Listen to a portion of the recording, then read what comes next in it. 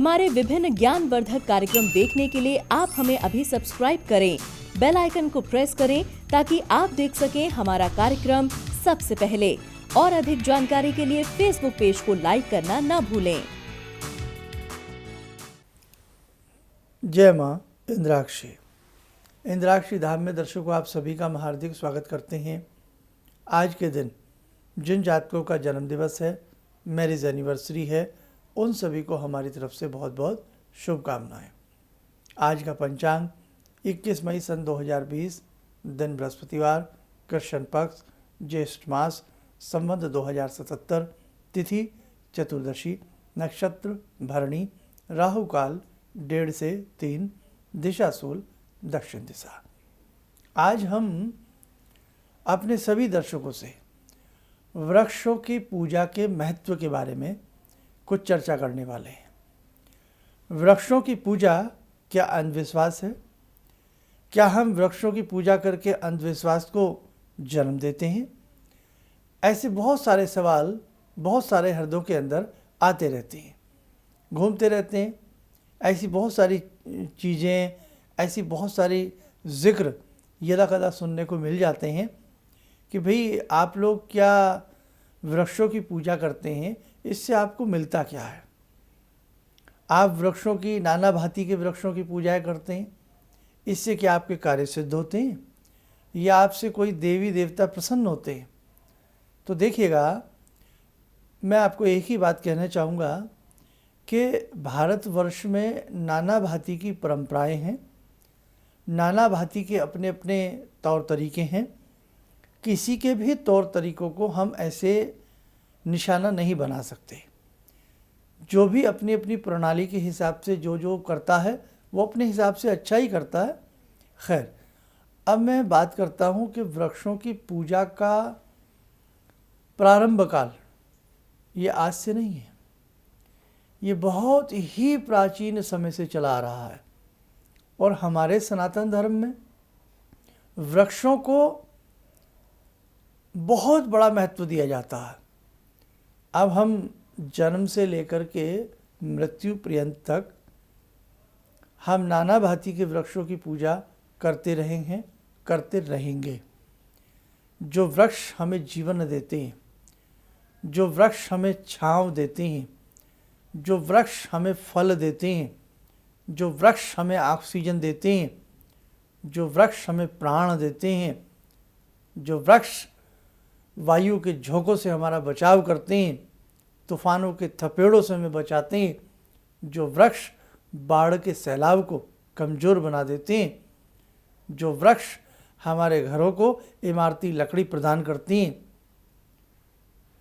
और जो वृक्ष अपनी संविधाओं के साथ हमारे यज्ञ को संपन्न कराते हैं, जो वृक्ष हमारे जीवन में 16 संस्कारों में हमारा साथ देते हैं, और वही वृक्ष की लकड़ियाँ हमारे जीवन की अंतिम सांस में हमारे प्राणों के साथ हमारी चिता में हमारा सहयोग करते हैं।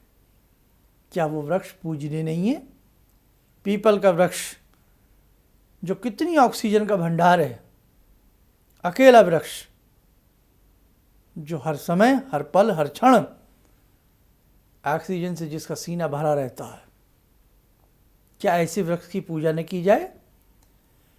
जिस व्यक्ति को ऑक्सीजन का सिलेंडर यूज़ किया जाता है, उससे पूछो कि ऑक्सीजन की कीमत क्या होती है। जब सांस घुटने लगे तब पूछो कि ऑक्सीजन की कीमत क्या होती है। 3 सेकंड के लिए भी अगर वायु में ऑक्सीजन ना हो तो व्यक्ति का कचूमर निकल जाए। ऐसे वृक्ष क्या पूजनीय नहीं है? तुलसी माता अनेकों रोगों की दवाई अपने आप में समेटे हुए हैं। क्या तुलसी माँ पूजनीय नहीं है? विल्व वृक्ष भगवान आशुतोष प्रसन्न होते हैं। विल्व वृक्षों की जड़ में नाना भांति के देवी देवताओं का वास होता है। तनों में, टहनियों में, पत्तों में विल्व वृक्ष की नाना प्रकार की औषधियाँ बनाई जाती हैं। क्या वो पूजनीय नहीं है? आयुर्वेद शास्त्र वृक्षों की जड़ियों से भरा पड़ा है। नाना भांति के कवच, पथ्य, काढ़े वृक्षों के माध्यम से बनाए जाते हैं।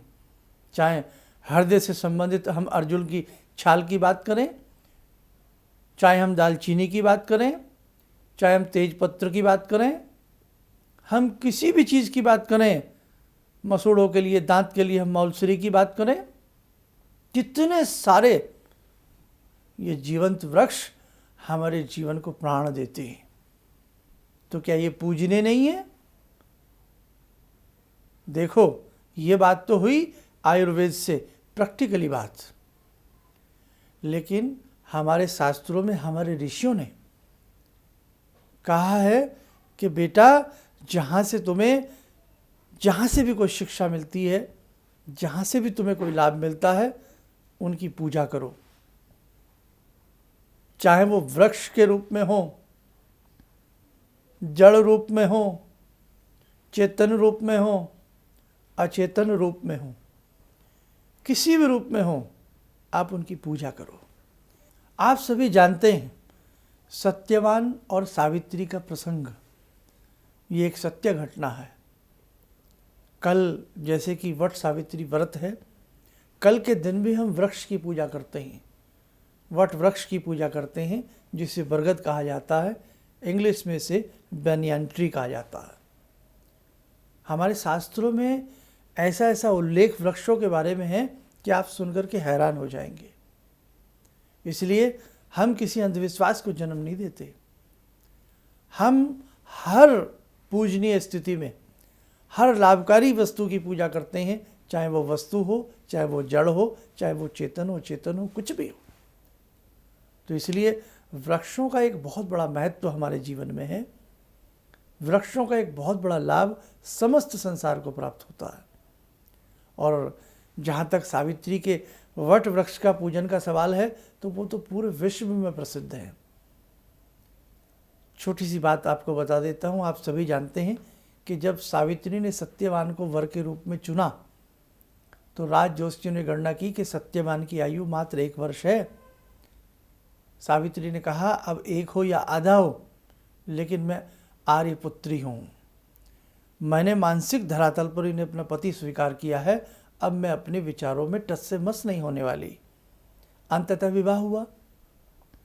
निर्धन परिवार में थे सत्यवान, हालांकि उनकी जो पिछली हिस्ट्री रही है वो राजा की मानिंद रही है। बाद में सावित्री ने सब कुछ प्राप्त हुआ सावित्री के माध्यम से, और जब तब के माध्यम से सत्यवान को भी पुनः राज्य वगैरह सब मिला। खैर, वो बाद की बात है। तो जब सावित्री को मालूम था कि मेरे पति की आयु 1 वर्ष की है, और जब वो अंतिम वर्ष वाला दिन, सत्यवान जैसे कि लकड़ियाँ जंगल वगैरह में जाते थे काटने के लिए, तो उस दिन सावित्री ने भी अपने सास ससुर से आज्ञा ली और जंगल में गई। और जब वो आखिरी दिन था और सत्यवान को जब एक सर में वेदना हुई और एक ऐसा चक्कर आया, तो सावित्री तो समझ गई कि अब क्या होने वाला है, काल आने वाले हैं और मेरे पति के प्राणों को हर ले जाएंगे। सावित्री ने अपने पति को एक वट वृक्ष के नीचे, क्योंकि वट वृक्ष की छाँव बड़ी सुंदर होती है, वट वृक्ष के नीचे लेटा दिया, गोदी में सिर रख लिया अपने पति का। और यू कांट बिलीव, सावित्री ने ऐसा तप किया हुआ था अपने जीवन में गायत्री मंत्र का कि साहब पूछिएगा मत। जिस समय गायत्री मंत्र का जप किया जाता है, जो साधक होते हैं सविता में भी ध्यान लगाते हैं। सविता किसको कहते हैं? सूर्य को। सूर्य का नाम सविता भी है, और सूर्य का सीधा संबंध गायत्री मंत्र से है। खैर, प्राण हरे गए, यमराज ले चले। सावित्री ने वट वृक्ष के नीचे पति को छोड़ा, वट वृक्ष को प्रणाम किया कि मेरे पति की देख रेख करें, हे देव, हे वृक्ष देव। पूजा भी करती थी उनकी वो। सावित्री एक ऐसी अकेली महिला हुई है जो यमराज के पीछे पीछे यमलोक तक पहुंची। यमराज हैरान कि आज तक मेरे पीछे कोई नहीं आ सका, मेरा भेद कोई नहीं पा सका, मैं कब आता हूँ, कहाँ जाता हूँ, किधर रहता हूँ। पीछे पीछे पीछे पीछे हर बार यम गायत्री को वापस जाने के लिए बोलते, हर मोड़ पर वो उनसे वर प्राप्त करती रही।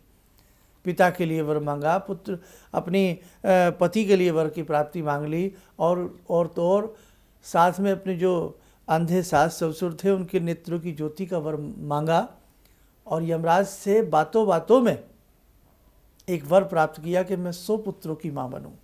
यमराज ने तथास्तु बोल दिया और वहीं फंस गए। खैर, बातें तो बहुत हैं बताने को।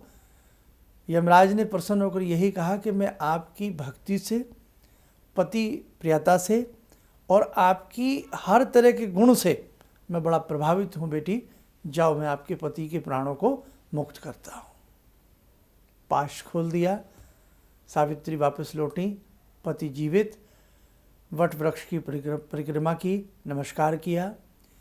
तो हमारे देश में वट वृक्ष की पूजा का प्रचलन तभी से बहुत बढ़ा, खास तौर से वट वृक्ष का पूजन। तो वृक्षों का हम करते ही रहे हैं, लेकिन इसीलिए इस व्रत का नाम वट सावित्री व्रत रखा गया कि इस दिन साध्वी महिलाएं, सौभाग्यवती महिलाएं अपने पति की आयु के लिए वट वृक्ष से प्रार्थना करती हैं, नाना भांति की पूजा उपासना करती हैं। तो मेरे साधकों, मेरे दर्शकों, वृक्षों की पूजा कोई अंधविश्वास नहीं है। वृक्षों की पूजा हम सबको करनी चाहिए, वृक्षारोपण करना चाहिए, वृक्ष का हनन ना हो इस बात का ध्यान रखना चाहिए। आज कैसे अंधाधुंध तरीके से वृक्षों का कटान हो रहा है, किसी से छिपा नहीं है। प्रकृति को कैसे वृक्ष विहीन मानव करता जा रहा है, किसी से छिपा नहीं है, और इसका नुकसान भी हो रहा है, ये भी किसी से नहीं छिपा है। खैर, उस तरफ नहीं जाते हैं। तो कल वट सावित्री व्रत है। वट के चारों तरफ कच्चे सूत के 3 तार लपेटे जाते हैं, 3 परिक्रमाएं की जाती हैं, धूप दीप फल फूल अर्पण किया जाता है। सौभाग्य के लिए वट वृक्ष से, वट देव से प्रार्थनाएं की जाती हैं। नाना भांति की पूजाएं अपने अपने हिसाब से, अपने अपनी परंपरा के हिसाब से सब लोग करते हैं। कल के दिन सासू माता के पैर छुए जाते हैं, वैसे तो हमेशा छुए जाते हैं, और कल के दिन महिलाएं बायना आदि निकाल करके सासू माता को देती हैं। कल के दिन किसी भी ब्राह्मण को या किसी निर्धन को या किसी ज़रूरतमंद को या कहीं ना कहीं मंदिर में फल का दान करना बहुत अच्छा माना जाता है। कल के दिन आप कुंभ का भी दान कर सकते हैं, भरे हुए कुंभ का भी दान कर सकते हैं, या रिक्त कुंभ दे सकते हैं। कल के दिन बहुत जगह ऐसी परंपराएं हैं कि कुंभ में गेहूं भरकर भी दिए जाते हैं। निर्जला एकादशी में जैसे आप खरबूजा, तरबूज, ककड़ी, कुंभ आदि देते हैं, तो ऐसे ही बहुत सारी चीज़ें कल के दिन भी दी जाती हैं। बाकी कुछ बातें हम कल के विशेषांक में आपको ज़रूर बताएंगे। और बस आज तो हमारा यही महत्व था आपसे कहने का कि जैसे कि कल वट वृक्ष की पूजा है, तो बहुत लोग मजाक ना उड़ाएं कि वृक्षों की पूजा की जाती है, क्या वृक्षों से कोई आशीर्वाद मिल सकता है, वृक्षों का क्या हमारे जीवन में योगदान है। तो कुछ ही शब्दों में मैंने आपको बताने का प्रयास किया है, आप सब समझ गए होंगे। किसी की अनगढ़ बातों में ना आए, जो हमें अपने धर्म के प्रति करना है वो हमें करना चाहिए। एक बात मैं हज़ारों बार कहता हूँ कि यदि वृक्ष अपनी जड़ों से दूर हो जाए तो सूख जाता है, और व्यक्ति यदि अपने धर्म से विमुख हो जाए तो उसका सर्वनाश हो जाता है। इसलिए कभी भी ऐसे किसी वाचाल व्यक्ति की बातों में ना आए, अपने धर्म पर अडिगता से डटे रहें, अपने धर्म को मानते रहें। धर्म को मानना भी एक बहुत बड़ी पूजा है, प्रार्थना है। आइए दर्शकों, समय हो चला आज की ध्यान साधना का, जुड़ते हैं आज की ध्यान साधना में माँ दुर्गा से। ॐ सिन्दूरारुण विग्रहां त्रिनयनां माणिक्यमूलस्फुरात् स्तारानायकशेखरं स्मितमुखी भापेन वक्षोरुवां पाणिभ्यामलपूर्णरत्नचषकां रत्नोत्परां बिभ्रति सौम्यां रत्नगटस्थरक्तचरणां ध्यायेत्पराम् अम्बिकां खड्गं चक्रगदेषु चापपरिगान् शूलम्बुशुण्डिं शिरा शङ्खं संदधतीं करे स्त्रीनयनां सर्वाङ्गभूषावृतां नीलासमद्युतिमास्य पाददशकां सेवे महाकालिकां यामास्तो स्वपितैहरो कमलजो हन्तुं मधुं कैटवम् विद्युद्दाम समप्रभां मृगपते स्कन्दस्थितां भीषणां कन्या विहकरवालखेटविलसा धस्ताविरासेवितां हस्तैश्चक्रगदाशिखेटविशिखां चापं गुणं तर्जनीं विप्राणामलिलात्मिकां शशिधरां दुर्गां त्रिनेत्रां भजे। कवच बना लें, ध्यान करें। माँ भगवती का आशीर्वाद हम सबके ऊपर बरस रहा है।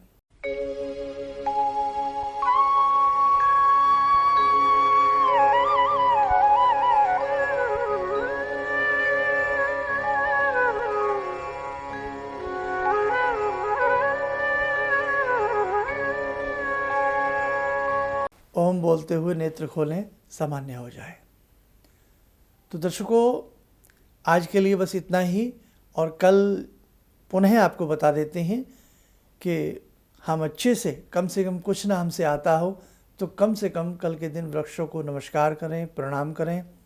आपके आसपास कोई वट वृक्ष हो, हल्का सा मीठा मिला करके वट वृक्ष के मूल में जल अर्पण करके आएं। कच्चा सूत के 3 तार लपेटें। फल फूल जो हमसे बने, हम उनकी पंचोपचार या षोडशोपचार पूजन ज़रूर करें। और वृक्ष हैं तो प्रकृति में एक बहुत बड़ी सुंदरता है। इन शब्दों के साथ हम अपनी वाणी को विराम देते हैं। जय माँ इंद्राक्षी। अब मेरा बेटा है जो चार्टर्ड अकाउंटेंट है अभी, तो वो क्या था, मेरी कोई बात नहीं मानता था। सालों तक मेरा उसका झगड़ा चलता रहा, और मेरे जानकार लोग थे, उनसे मैं कहता था भाई मैं इससे हार जाता हूँ, क्योंकि मैं इसे कहता हूँ सुबह जल्दी उठा कर, ये कभी उठता नहीं। क्या हुआ कि मैं आपसे मिला आकर, कुछ आपने उसके लिए भी उपाय बताए, जो सारे उपाय मैं ही कर रहा हूँ। और आपको सुनकर बड़ी हैरानी होगी इस बात की कि जिस बच्चे को मैं कभी पूजा के लिए कहता था कि हनुमान चालीसा करो, तुम ये करो, वो करो, वो कुछ नहीं करता था। आज मैं बड़ा हैरान हूँ कि सोमवार के दिन वो उठता है, खुद ही जो है वो मेरे घर में बेल का पेड़ भी लगा है, बेल के पत्ते तोड़ता है और उनके 11 सेट बनाता है। कहाँ से उसने लिया मुझे पता नहीं। और भगवान शंकर पर जाकर जल चढ़ाता है, उन पर राम राम लिखता है। और ये सब जो मैं ये समझ पाया हूँ कि जो मैं 2 महीने से आपका ये जो कर रहा हूँ मंत्र का जो है, तो मेरे ख्याल में इससे बड़ी उपलब्धि तो और कोई हो नहीं सकती। धन्यवाद। किसी भी समस्या के समाधान के लिए मिले प्रसिद्ध हस्तरेखा एवं वास्तु विशेषज्ञ प्रोफेसर धर्मेंद्र शर्मा जी से। नोट: शिविर में भाग लेने हेतु एवं व्यक्तिगत रूप से मिलने के लिए कॉल करने का समय सुबह 10 बजे से शाम 6 बजे तक। हमारे विभिन्न ज्ञानवर्धक कार्यक्रम देखने के लिए आप हमें अभी सब्सक्राइब करें, बेल आइकन को प्रेस करें ताकि आप देख सकें हमारा कार्यक्रम सबसे पहले। और अधिक जानकारी के लिए फेसबुक पेज को लाइक करना न भूलें।